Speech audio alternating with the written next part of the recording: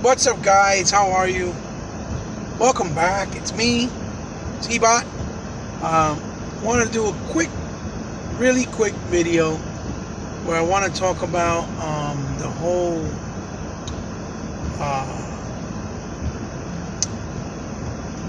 differences between the announcement of Amazon's Luna service and also the announcement of and why Stadia hasn't really picked up the way it should have versus what Microsoft offers with their ecosystem, and obviously with Xcloud, which is still in beta form. It's not in its final form either. So I wanted to get real quick into it because the other night when we were doing the Exile podcast with Brother E-Rock on his channel,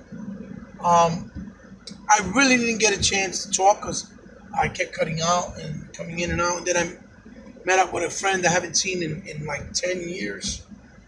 And it's been a long time. And we haven't chat.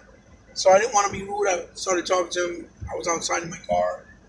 And by the time I came back, since E-Rock's host is the podcast kind of short due to scheduling for himself and his family, and also some of the panel members because they work, obviously, and it is on a Sunday. So I wanted to be, as fair as possible. And I didn't get a chance. But anyway, let's get into it. Basically, the reasoning why I feel, and not the reason, this is why, that you've seen Stadia and even the upcoming Luna with Amazon. The biggest difference in which why both of those services, not only will they not match Microsoft's offering, but the reason why people will not just jump on board, and in Stadia's case haven't jumped on board, is because a couple of factors, but one of the first main factors is trust. Trust. We all know Microsoft has been on the scene since the OG Xbox. And even if we go back as far as the beginning from OG Xbox, when everybody was really heavy on the Nintendo space and PlayStation, right, with PS2. The OG Xbox wasn't well received, even though it sold 23 million units long term or lifetime in the 3 or 4 years that it lasted. Because it was also the most powerful console at the cheapest price at that time. And a lot of people seem to forget that. That once the word started getting out that it was the most powerful console, people wanted to check it out and play them for itself and see. Because we never had that in consoles for a very cheap price, right? We always had it at an expensive price. Even though 300 was still kind of steep. But there was that adamant feeling and the hesitation of, well, Microsoft's never done consoles. They've never been on the gaming space or on the gaming scene, right? They've never been in the gaming space or scene. So, people were like, how are they going to do this? I doubt that Microsoft is going to be able to compete with Sony and Nintendo because they've been around for a long time. They got the biggest market share, or even Sega because they were still kind of barely around still. Even though Dreamcast should have been a bigger success because of it being the first true next generational console with the most power ever for $200, right? And then Microsoft kind of followed suit with the OG because in reality, in a lot of the ramblings, the real deal behind the OG was that it was going to be the next Dreamcast, and that Sega and Microsoft had did a partnership, which ended up, faltering because Sega of Japan didn't want to agree on it. They were being really negative. No, I guess because it was an American company, and ultimately it got killed off, and Peter Moore made a deal with them, or managed to make a deal for 14 games exclusively on OG. which is the whole reason why I migrated to Xbox, because I wasn't happy with PlayStation. I didn't like PS2. I didn't like PS1. And I didn't like what happened and what they did with the whole Dreamcast scenario. So, I migrated to Xbox basically following the Sega titles. Like, House of the Dead 3, when they made that announcement. Like, Crazy Taxi 3. Like Gun Valkyrie and Headhunter and Shenmue 2 with the re-release. Or even Otage 1 and 2, Super GT, Jet Set Radio Future, right? The sequel to Jet Set Radio. And so forth and so forth, because there were some other titles off the top of my head that, like Turtle Jam and 03 and stuff like that. A lot of the sequels that we were expecting and wanting on Dreamcast actually showed their face, like Panzer Dragoon Orta on Xbox, on the OG, which made it an easy buy for Sega fans like myself that were hardcore, and why ultimately I bought an OG Xbox and I got into the Xbox ecosystem. So that trust started there, and it was something they had to obtain and earn. Then the 360, the success they had with the 360, and obviously Sony doing wrong and faltering with the PS3 with a lot of bad decisions. And then the Xbox One, you saw what happened with the debacle, with all the misinterpretation, misinformation, the media spinning stuff and to create drama and chaos because they were upset because Sony had a bad generation and they wanted them to get back on top. So they did whatever it took to help them. And now again, with Series X, everything seems to be in their favor because they're doing everything at the right way, the way that, calling the shots and being open and very transparent with the gaming community. That's the biggest problem is trust. Stadia hasn't been around long enough to earn that trust from the audience, and neither is Amazon, and neither will Amazon. I think Amazon will also not do well. And although, yes, as far as money, they have the power to push, right? To push out and buy developers and even fun games to be made with developers, they don't have the experience in how you manage and run a video game brand or company with a console and an ecosystem like the way that Sony, Nintendo, and Microsoft does. That takes years and years and years of experience, right? That's why a lot of them have failed before them, like Pioneer, or Panasonic, with the 3DO and the Neo Geo SNK back then, or even Atari Jaguar when it tried to resurrect again itself. Philip with the CDI over $1,000, and had a bunch of just shovelware that was bad, and nobody wanted to spend that type of money. It didn't feel like a real traditional console, especially at that time when console gaming was the biggest thing. So, I don't think that no matter how much money they have and how many studios they buy or acquisitions they make, they're going to be able to handle it and manage it because they don't have the experience or the know-how internally, right? And then the other factor is that when you compare it to what Microsoft's doing with Xcloud, every gamer likes to have a hardware in front of them where they can have everything at their hands. Like a lot of people like physical games as opposed to digital. People that like having PCs, having consoles, because these are platforms and consoles that you can actually store and save your games. You can have them there at your disposal at all times, even if you bought them digitally. Unless you erase it, you got to re-download it. Then you need an internet connection to re-download them, and that's it because you own the license.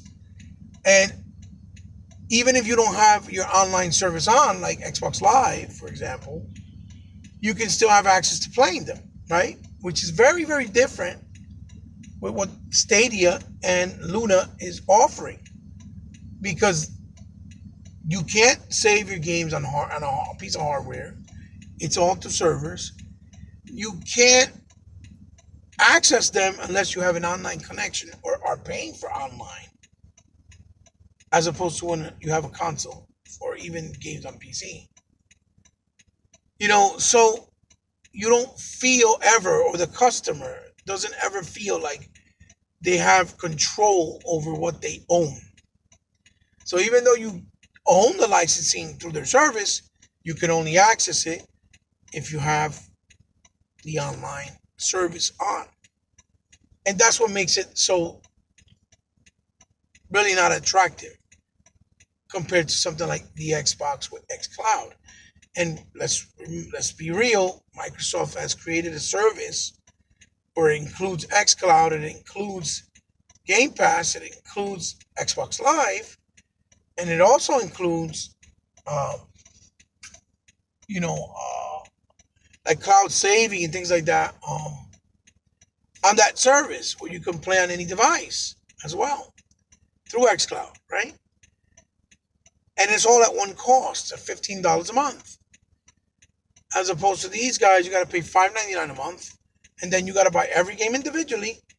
And even though you buy them, you do not have access to play them wherever you want because there's nowhere to store them. There's no box to store them. Now, if they make a box down the road where it allows you to store your games so you can access them like and acts like a console, even though it's through a server, so I don't know how it would do that, where you can play your games, let's say on Stadia or Luna, then I'll say they might have a chance to build a bigger audience. But even that being said, it'll probably be at a very low quality as far as resolution, graphics, the way it streams off the box, because obviously the box has to be powerful enough. So then they would ultimately have to be selling you a powerful piece of hardware that can run those games when they're not on the servers that are very powerful servers. You see, so it's a double-edged sword. So this is why Microsoft did big acquisitions,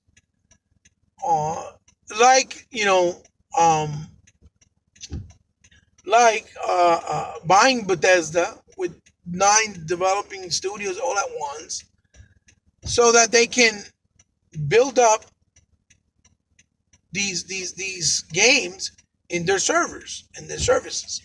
So people will be attracted because they have top quality tier developers with top quality IPs that you can only access and play on their services, which is another reason why you're more than likely never going to see any more exclusive games or multi-platform games from Bethesda on, let's say, PS4, or even the Switch or a Nintendo console that may exist down the road.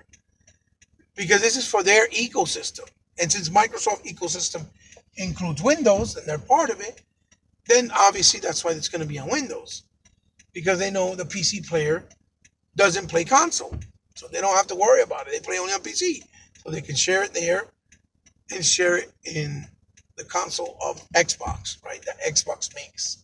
Which they already said they're going to make future consoles because they're seeing the demand still for consoles, which is great, right? It gives us hope that still things are not going to get just all digital the way that Stadia and with the fear of Luna is offering and presenting to us right now. Even though we can play it on our tablets or on our phones, we don't have that feeling of protection like when you have a physical copy of a game.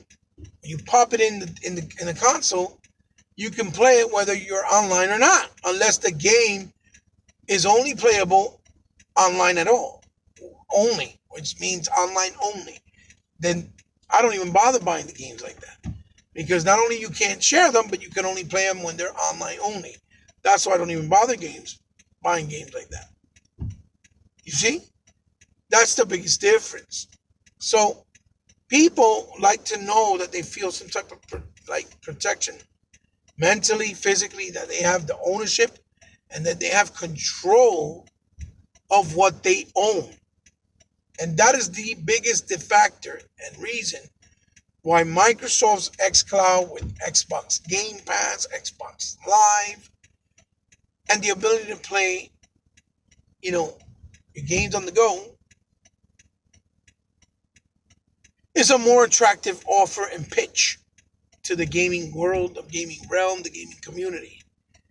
Because you still own your things. And as a matter of fact, if you have a hard drive, like one of those SSDs that are expandable cards from your Xbox Series X, right, that's coming out, and I go to my homeboy's house to play on his Series X, all I have to do is just bring that card, pop it in the back, kind of the way you did with the Neo Geo cards back in the day when you brought it to the house, and from the house to your console with your saves, and you started wherever you left off on the arcade versus the house. It's kind of the same idea. The difference is this time you can get your whole full-blown games with your saves with your account on those SSDs. And you just bring it over. Something else that you don't have with Stadia or what Luna is offering for the future. And that's what I wanted to talk about during the podcast that I didn't get a chance to. When he asked me the question, E-Rock, shout out to him, and I didn't get to come back and answer it before the show finished.